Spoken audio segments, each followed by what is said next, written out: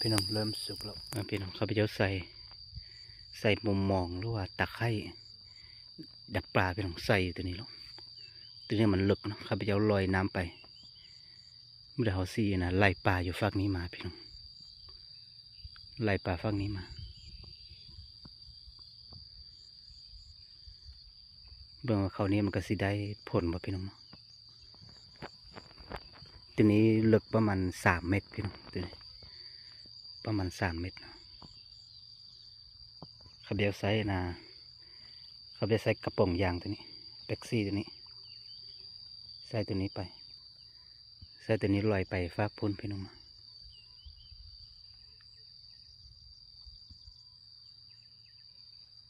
บอกว่ามันก็สิได้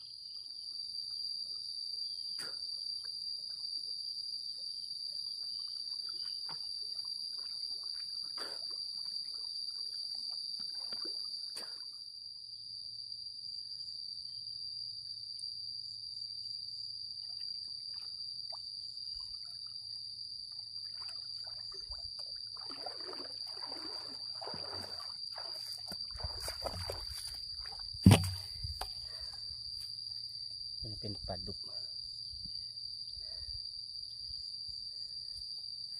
ตัวนี้เป็นปลานิลน้อย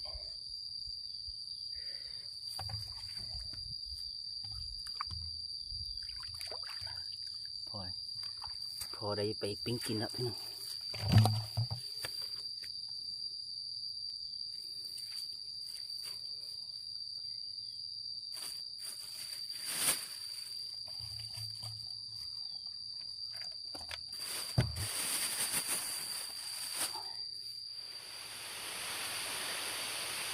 ฝนตกพี่น้องมีแต่เฮานั่งอยู่นี่แล้วก็ประมาณ6 โมงแรงพี่น้องเราสิไปยามเทื่อนึงแล้วก็เฮาจะปะไว้อยู่นี่ประมาณ1 คืนพี่น้องเนาะพรุ่งนี้เช้าแล้วเขาสิมายามว่ามันก็สิโอเคบ่เพราะว่าเขาใส่ปลาตอนกลางคืนนี่มันจะมันกว่าพี่น้องครับแล้วสิลงใส่ตอนกลางคืนมันก็สิได้ผลบ่พี่น้องฝนยึกซ้อนเฮาสิย่างนะปลา2 ตัวนี้กินแล้วพรุ่งนี้เฮาสิมายามเบิ่งนะพี่น้องฝนตกหนักแล้วพี่น้องเอ้ยเช้านี้ฝนตก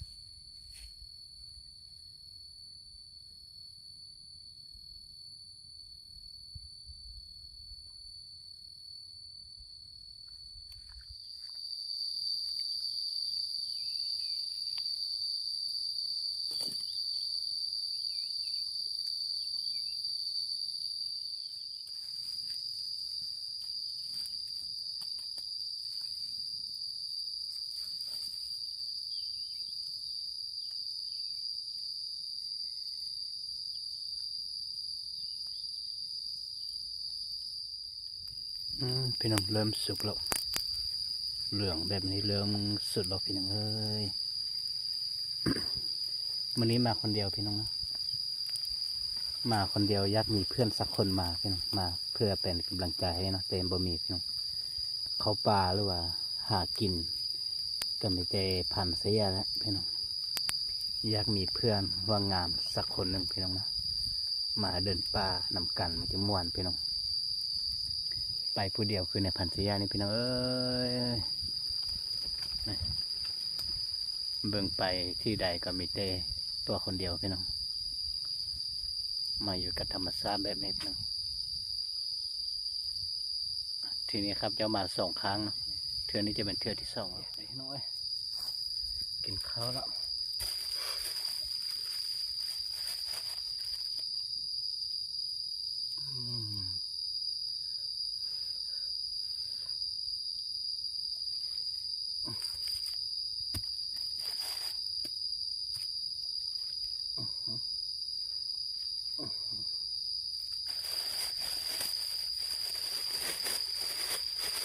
วันนี้ฝนตก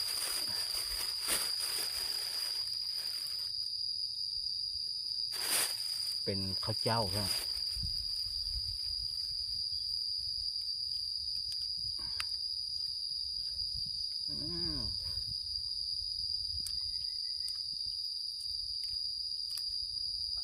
มันสุดๆแล้วพี่น้องอันนี้เป็นไข่พี่น้องไข่ปลาดุกพี่น้อง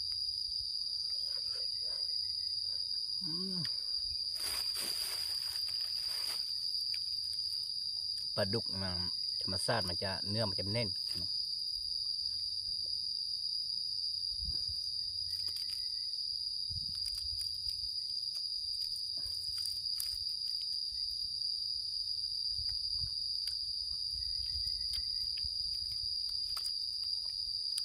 เอาไม้เสียบใส่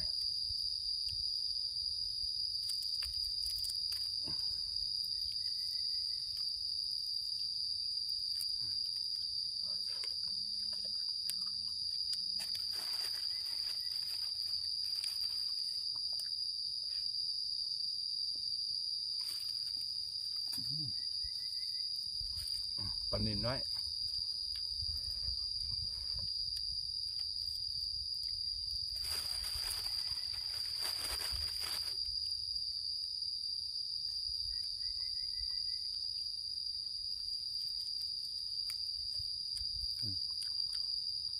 กินทางกระดูกเลยเพียง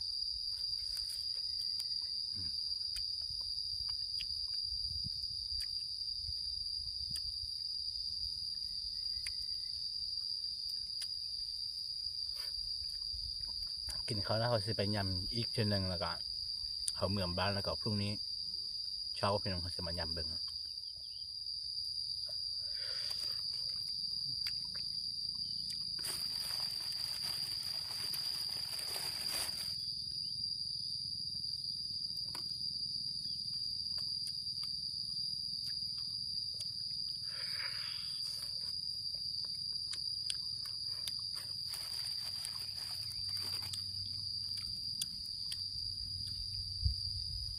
เดี๋ยวนี้ก็4 โมงครึ่งแล้วเขาก็ซิเมืองบ้านแล้ว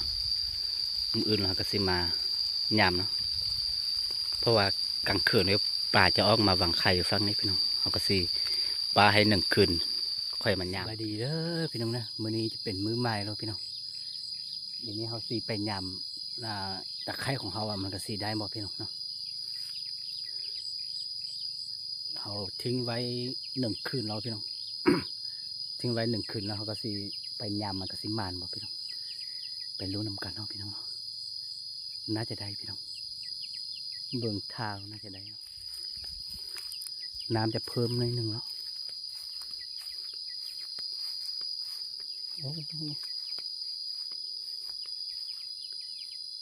ไม้ที่เขาเสียบใส่มันบ่เห็นแล้วพี่น้อง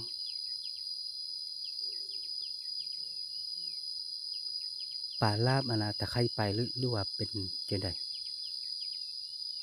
เขาซีนะลงไปเบิ่งพี่น้องน้ำเพิ่มนิดนึงแล้วเมื่อวันนี้น้ำไม่ได้เพิ่มปานนี้นะพี่น้องเมื่อนี้น้ำเพิ่มแล้วเขาซีไปยำเบิ่ง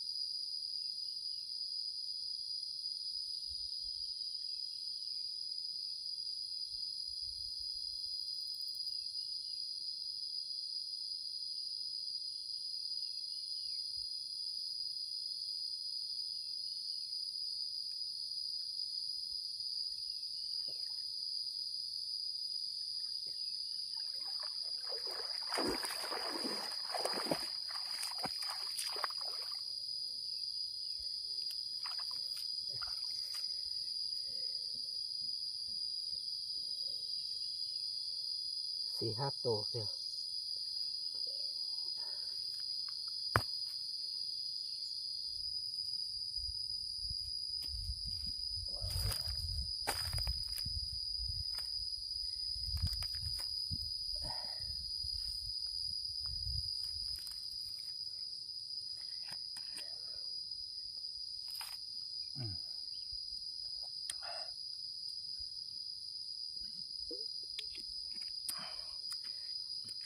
ได้อะนะ5-6 ตัวพี่น้อง5 ตัว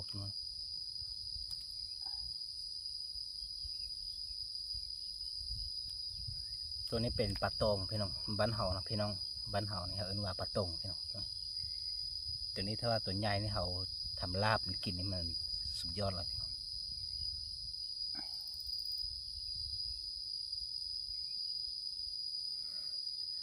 อันนี้ลักษณะคล้ายๆคือปลาเข่งพี่น้องแต่มันจะบ่แม่นบ้านเฮาเอิ้นว่าปลากาพี่น้องปลากาแต่ตัวนี้ใหญ่ที่สุดก็ประมาณโลปลายพี่น้องแต่แถวนี้มีแต่ตัวใหญ่พี่น้องตัวน้อยพี่น้องพอไปกินพี่น้องถือว่าบ่ได้พี่น้องเนาะเพราะว่าน้ำมันจะมีฝุ่นพี่น้องเวลาเราใส่ตะไคร้ไปแล้วมันจะฝุ่นมันจะติดตะไคร้พี่น้องเนาะแล้วเวลาป่ามาแล้วป่าจะเห็นตะไคร้ของเราพี่น้องมันจะเห็นโมงของเรามันจะบ่ค่อยได้ปันใดพี่น้องเนาะ